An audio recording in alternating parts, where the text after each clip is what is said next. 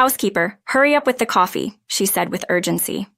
This is why dropouts who are unattractive are just incompetent as housekeepers, sister-in-law spoke with a smug look on her face. I was about to retort, but then the man who is sister-in-law's fiancé caught my eye. Immediately after, there was an unexpected hug.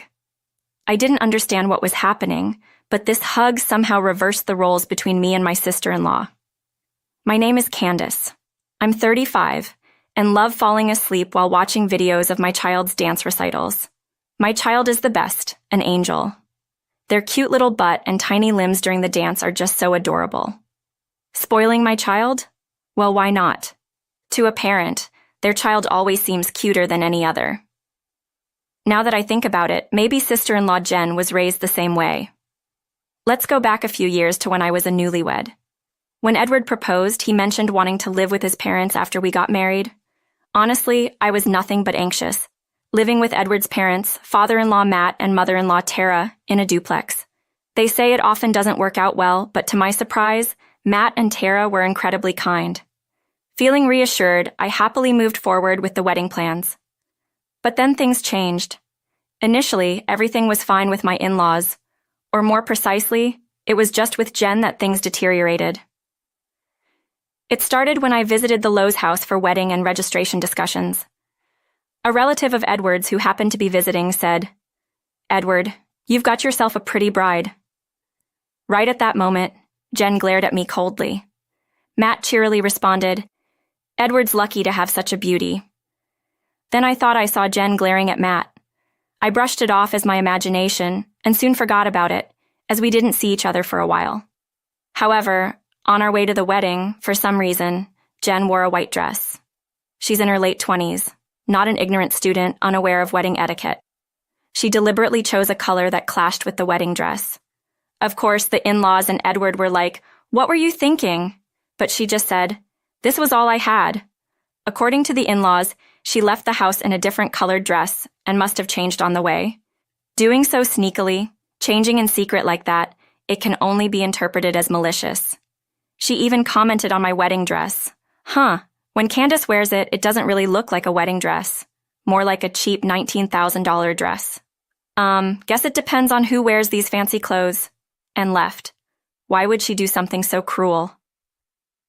The next day after the ceremony, Jen's attitude changed dramatically. "Hey, don't wash my laundry after the ceremony with yours," she said, interrupting my chores.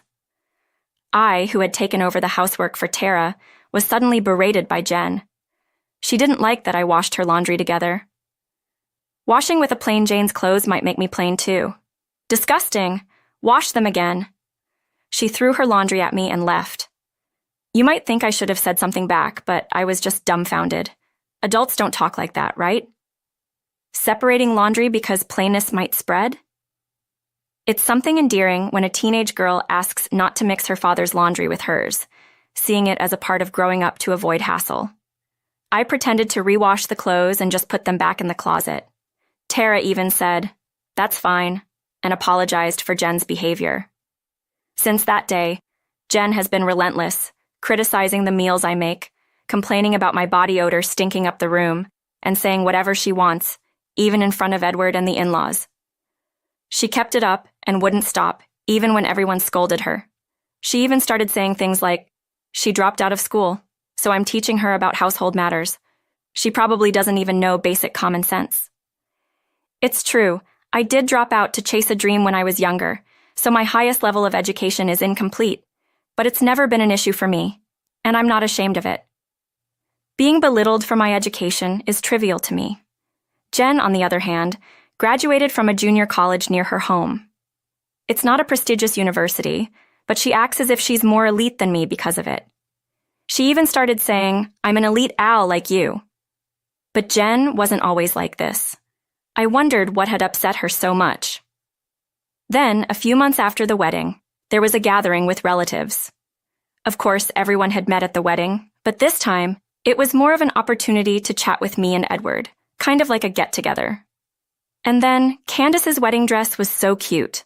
Absolutely, Edward is lucky to have such a woman. Can't wait to see what their kids will look like. They were all excited about her appearance. I don't mean to brag, but I'm quite confident in my looks. Edward isn't traditionally handsome, but he has a well-balanced face and a charming aura, which has made him quite popular to the relatives. We're like the attractive couple. As the relatives chatted, not paying us any mind, Jen bristled with displeasure and subtly blurted out, "You all might not know, but I was really popular in my school days." Ah, so that was it. The moment I understood the cause of Jen's anger. Despite everyone's stunned expressions, Jen started bragging about how she was confessed to a lot and how men would swarm around her. When she walked down the street, honestly, it sounded ridiculous, especially when looking at Jen. Frankly, Jen isn't very beautiful with small eyes and a large, round nose. It's hard to believe she had the kind of experiences she claimed. Everyone just listened with a really skeptical expression and soon lost interest. Changing the subject, I listened out of pity. But later when I went to the kitchen to get some drinks, Jen followed and yanked my hair from behind. "What, you think you're better than me? What are you talking about? I know you were just humoring me when I said I was popular. I can tell." I was momentarily taken aback. I mean, she started claiming to have had 7 boyfriends at one point. It was obviously a lie. I tried to listen earnestly, but it's hard to stay interested when you can tell it's all made up. "You think you're so great just because you're called pretty, right?" "That's just because our country relatives aren't used to women. I'm not feeling great about it." Jen let go of my hair. "Shut up!" She yanked my hair even harder. "In this house, no, in this neighborhood, I'm the cutest. I've been told I'm cute since I was a child. Don't get cocky just because you wear makeup." Jen, who couldn't become prettier even with makeup, accused me.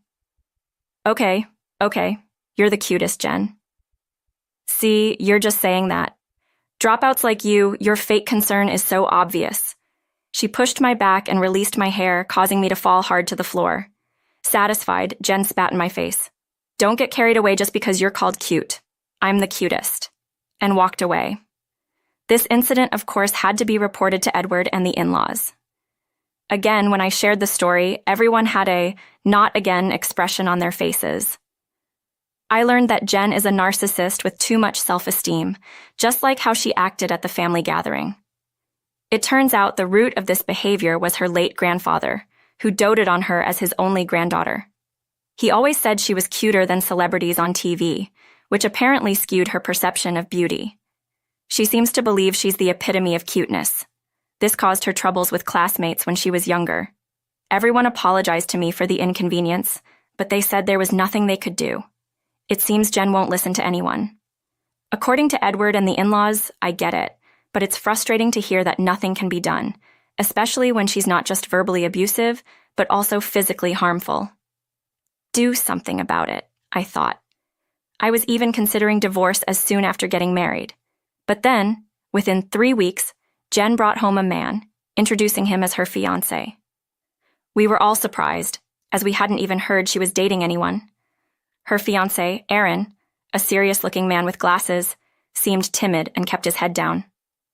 Jen, on the other hand, was acting tough. There was no sign of affection or intimacy between them, making me wonder if he really was okay with marrying Jen. While I was preparing coffee in the kitchen, pondering this, Jen started berating me again. "Hey, housekeeper, hurry up with the coffee. This is how dropouts who are unattractive are. Don't keep my fiancé waiting. If this engagement gets called off, it's your fault." Edward and the in-laws tried to calm her down, saying, "Enough is enough," but she wouldn't listen. Just as I was about to return, Aaron looked up at me. His gaze was so intense that I lost my words and asked, "What? Why are you looking at me?" Then suddenly he exclaimed, "Mimian!" and hugged me tightly. Jen, taken aback, let out a confused, "Huh?" Everyone was shocked. "You've been doing well. I was worried about you after you retired. There is no information about you online," he said. Sorry," I mumbled. Aaron quickly let go, realizing my discomfort. Jen, confused, asked, "What's going on? Are you a fan from my marriage?" Aaron proudly responded, "Yes, I'm a fan of Mimian." He seemed so different from the timid person we saw earlier. Tara, puzzled, asked, "Mimian? Who's that?" Edward explained, "It's the idol group Candace used to be part of, right?" I nodded silently in response. Mary Jenny, later known as Mary and Jenny Pie, was the musician group I belonged to in my teens. I moved to the city at 16 and performed as Mimi Pie until 19. Mary Jenny didn't become world famous, but we had our share of popularity. Unfortunately, the group disbanded due to some members' misconduct, and I left the music industry at 20. I was a lead member and the group's leader. This is why I dropped out of school. I pursued my dream while working part-time and gave up on further education, and I've never regretted that decision. Back when I was a teenager and had decided to marry Edward, I was working at an apparel shop. I never mentioned this past to my in-laws or Jen. Wow, you were a musician. That's amazing. Why didn't you tell us? Exclaimed Tara, thrilled. I had some fame but wasn't big enough to appear on TV. I felt a bit embarrassed to tell my in-laws about it, and now, being reminded of it like this, yeah, it's still embarrassing, Jen. You just said some harsh words to Miman, didn't you? Erin glared at Jen. Oh, well, Jen stumbled over her words. Erin glared at Jen. How could you say such things to Miman? What right do you have to act all high and mighty, you ugly girl? Suddenly furious, Erin lunged at Jen, leaving everyone stunned. What, these two are engaged? Calm down, Erin, I'm not bothered by it. Don't be so harsh on her, I said, turning to Erin.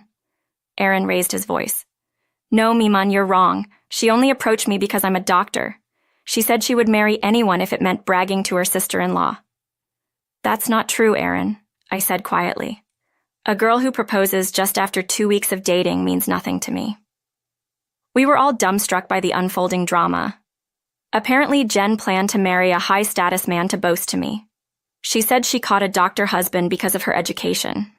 Before our wedding, Jen had scoured her contacts, attending any dinner party, and approaching any man with good prospects. Of course, it's not easy to find such a perfect match. Initially, she casually confessed to handsome men or those in high corporate positions. But of course, she faced nothing but failure. Then, a few weeks later, she met Aaron, a doctor. Not wanting to lose a high earner like him, Jen zeroed in on Aaron. Aaron, inexperienced in love, thought, no one has ever pursued me so passionately. But a week later, overhearing Jen's phone call, he realized, she doesn't love me. She's just after a doctor. Yet, he accepted her proposal, thinking she might grow to love him. Jen, who would settle for anyone, and Aaron, who just wanted to seize the opportunity, they seemed oddly suitable. But I kept silent. No one will marry a girl who looks down on me, Mon. Aaron was beyond furious, while Jen was visibly frightened. A usually mild-mannered Aaron enraged was unexpected. What's so good about that dropout, that ugly girl? Jen muttered weakly. How dare you call Miman ugly? You're the one who's different in class. Aaron heated up even more. Well, but Jen, you keep bringing up my dropout status. Is it really that bad? Aaron's expression hardened. Without education, of course, it's bad. So the owner of your favorite restaurant started chef training after high school, and your favorite actor is also a dropout. Are they bad too? That's different. They're in special professions. Well, I chose to drop out for a special career too as a musician. Is it only okay if I'm successful? I didn't even know you were a musician. Yeah, but if you knew, you would find some other reason to insult me, wouldn't you? Catching Jen off guard with my stare, she averted her eyes. I don't like to brag about education, but since you mention it, let's talk. You might say Harvard, but your junior college, anyone can get in just by writing their name. You got in despite graduating from the lowest performing high school in the state. You're just proud of being able to write your name. Isn't that empty? As I smiled, Jen's face turned red. Shut up. Amazing, Jen. You can write your name. Are you satisfied? You want to look down on me? Here, as you wish. Jen is amazing. Mockingly clapping for Jen, Aaron exclaimed, Cute! Why did I forget about Miman for such an ugly girl? Fans are incredible. Even now, I don't find myself cute beside an adoring Aaron. Jen's self-esteem crumbled. The worst. I have never been made fun of like this. I'm cute. It's your fault, you know? And besides looks, your personality isn't cute. I know I'm not the cutest either, but I'm not as bad as you. Maybe start by fixing that ugly personality. What? Who do you think you are? Jen's face twisted with anger. You see, a woman's face ages with time. There's no point in being confident about your looks. What's important is the heart. Inner beauty shows on your face. Tur clapped and agreed. That's well said, Edward added with a wry smile. True. I used to like cute girls when I was younger, but when thinking about marriage, I started valuing comfort and personality. Jen won't get married with her current attitude, Matt sharply commented. You were always called cute, but that's as a grandchild, not in the eyes of the world. With a bad personality, you'll end up being ugly inside and out, he added. Jen sighed in despair. This is just the worst, and started crying. Then Aaron said mercilessly, Even though my fiancé is crying, I can't help but think that a girl with a bad personality has an ugly crying face. So, let's call off this marriage. I'm confident I won't fall for a girl like this. Sorry for being distracted by her, Mimon. And so Jen's engagement ended incredibly quickly. She was kicked out of her house, being told to learn about the work. Initially, Jen said defiantly, I have friends. I won't let being kicked out bother me. But she returned home within 3 days saying, I fought with my friend and got kicked out. Can I come back? It seems even her friends saw through Jen's flaws after spending so much time together. No one was willing to take her in. Of course, no one accepted Jen. My in-laws and Edward regretted pampering Jen too much. They apologized to me. We heard but didn't act. Sorry.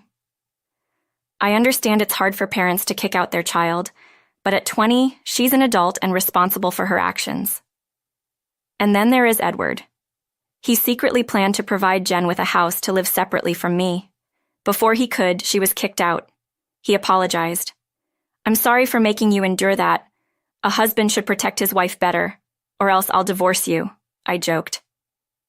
Afterward, Jen moved into her own place. She was robbed, asked for money by men she met on a dating app, sprained her ankle falling off her bike, and found all her oranges rotten. It seems like her past misdeeds are catching up. Well, good luck to her. Not that I'm really thinking that. As for me, I'm busy raising our little girl. She just started walking and recently told me, I have a boyfriend. It's a boy from kindergarten. They started dating after playing house and even promised to marry. Edward cried while drinking. Don't leave, Dad, and get married. It's fine. Their relationship is like playing house. But kids grow up so fast. Someday, she'll surely find someone she wants to marry. Until then, Edward and I will raise her responsibly to make our pride and joy an even more wonderful lady. Well then, since my daughter made a mess, it's time for a lecture and cleanup. The road to becoming a lady